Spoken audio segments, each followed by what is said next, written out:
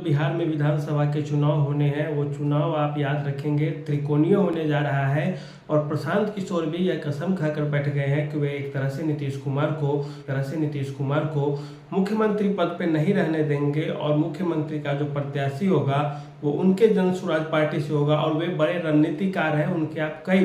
चीज़ों को देखें तो एक बड़ी साजिश के तहत वे काम करते हैं। सबसे पहले आप देखें कि तेजस्वी यादव को वे हमेशा कोसते हैं, वे राजद को हमेशा कोसते हैं और इधर आकर के नीतीश कुमार और भाजपा की सरकार पे कम थोड़ा आक्रामक दिखते हैं। भाजपा पे तो वे आक्रामक दिखते हैं लेकिन नीतीश कुमार पे कम दिखते हैं। नीतीश कुमार के लिए वे सीधे पहले कहा करते थे कि वे कुर्सी पर फेविकॉल लगा के चिपक गए हैं कि कोई भी जीते कुछ भी जीते इससे उन्हें कोई मतलब नहीं है, सीधे मुख्यमंत्री वो बनेंगे। नीतीश कुमार के लिए प्रशांत किशोर यह समझ के चल रहे हैं कि इनके खिलाफ एंटी इनकम्बेंसी या सत्ता विरोधी लहर है, बहुत दिनों से होने के कारण लोग नाराज चल रहे हैं नीतीश कुमार से और इस कारण वे समझ रहे हैं कि नीतीश कुमार रेस से बाहर है। दूसरी बात रहती है भाजपा की, तो भाजपा के वे मजे लेते हैं। केंद्र में सरकार है, राज्य से इतने सांसद हैं, लेकिन राज्य के लिए भाजपा ने क्या किया या क्या कर रहे हैं ये सब कहकर ही वे चुप हो जाते हैं। और तीसरी बात जो सबसे ज़्यादा वे हमला कर देते हैं वे तेजस्वी यादव पे और लालू यादव पे करते हैं, उनके परिवार पे भी करते हैं। उन पारिवारिक राजनीति और जो उनका राजनीतिक इतिहास रहा है उस पर वे करते हैं हमला कि वे घोटालेबाज है, घपलेबाज है, बेईमानों की पार्टी है, इस तरह। और ये सब के सब जो उनका एक बहुत बड़ा रणनीति का खेल है। आप देखें तो जो प्रशांत किशोर है वो चाहते हैं कि नीतीश कुमार से जो नाराज वोटर है, जो भाजपा के भी समर्थक है, नीतीश के भी समर्थक है, वो जब उब जाएंगे तो उनके वोटों में सेंध लगाना उनकी सबसे बड़ी जो अभी तैयारी चल रही है, बड़ी एक रणनीति समझे उसे या एक साजिश समझे, उसके स्तर पे वे जाकर काम कर रहे हैं। दूसरी बात रहती है कि जब चुनाव की बात आती है तो वे बिना किसी गठबंधन के सीधे सीधे बोलते हैं कि वे 243 के 43 सीटों पे अपने प्रत्याशी उतारने जा रहे हैं और प्रत्याशी उनके उतरेंगे भी और चुनाव भी लड़ेंगे और वे बोलते हैं कि जीत के भी आएंगे। वे नई पार्टी है और एक तरह से अभियान के स्तर पर है, जिसमें कि आप देखें अक्षरा सिंह जैसी एक्ट्रेस जो भोजपुरी की है वो भी उसमें शामिल हुई। इसके अलावा एक सबसे बड़ी बात तो यह है कि प्रशांत किशोर की पार्टी में एक एमएलसी भी है जन स्वराज अभियान के, जो जीत कर आए हैं, एमएलसी बनकर आए हैं। और ये एक उनकी बड़ी उपलब्धि है कि 5-6 महीने पुरानी पार्टी को आखिर ये हो कैसे गया। दूसरी बात आती है कि नीतीश कुमार की सरकार से वे चुनाव कैसे लड़ेंगे या उनका सामना कैसे करेंगे, तो इस पर जब आप बात करेंगे तो पाएंगे कि नीतीश कुमार का जो वोट बैंक है उसमें वो सेंध लगा रहे हैं। इसी कारण वे नीतीश और भाजपा पे बहुत ज़्यादा आक्रामक नहीं दिखते हैं कि जो उनके सपोर्टर है, जो उनके फॉलोअर है, उसके अंदर नाराजगी न हो जाए और इसके कारण वे प्रशांत किशोर को टारगेट न कर ले। राजद पे क्यों करते हैं, तो राजद पे बात है कि जो यादव वोट बैंक है वो प्रशांत किशोर भी ये चीज़ जानते हैं कि कुछ भी हो जाए यादव वोट बैंक नहीं टूटने जा रहा है राजद से और नहीं टूटेगा। और हर चुनाव में देखा जाता है, चाहे वे लोकसभा के भी चुनाव हुए हो हालिया या विधानसभा के चुनाव हुए हो, कि यादव जो वोटर है वो राजद से चिपके रहते हैं। थोड़े बहुत मात्रा में अगर हटते भी हैं तो अपनी जाति देखने के बाद दूसरे प्रत्याशियों के साथ वे चिपकते हैं, लेकिन इसकी संभावना बहुत कम रहती है। ये बात प्रशांत किशोर भी जानते हैं, लेकिन राजद से प्रशांत किशोर को जो सबसे बड़ा लोभ है वह है मुस्लिम वोट बैंक का। और मुस्लिम वोट बैंक को वो अपने पाले में लाने के लिए ही तरह तरह का बयान देते हैं और मुस्लिम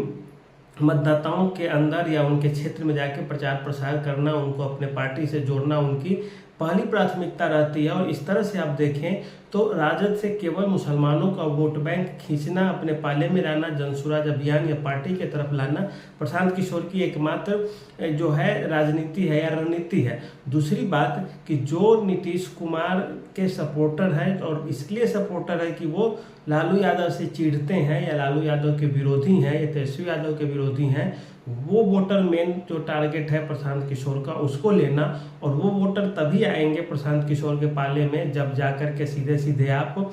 इस बात पे जोर देंगे या जोर देने की कोशिश करेगी प्रशांत किशोर की पार्टी कि लालू यादव का जो सामना हो सकता है वो किसी दूसरे के द्वारा अब नहीं हो सकता है, कोई दूसरा इसके लायक अब बचा ही नहीं, तब जा करके हो सकता है किसी न किसी मामले में प्रशांत किशोर की तरफ उन लोगों का रुझान हो। प्रशांत किशोर ये चाहते हैं कि हम नीतीश कुमार का ऑप्शन दे रहे हैं या नीतीश कुमार के जगह पे हम चुनाव लड़ने जा रहे हैं, उस जगह पे हम जाकर काम करेंगे, तभी लोग समझ पाएंगे कि हाँ सचमुच में प्रशांत किशोर को वोट देना जरूरी है या जरूरी नहीं है।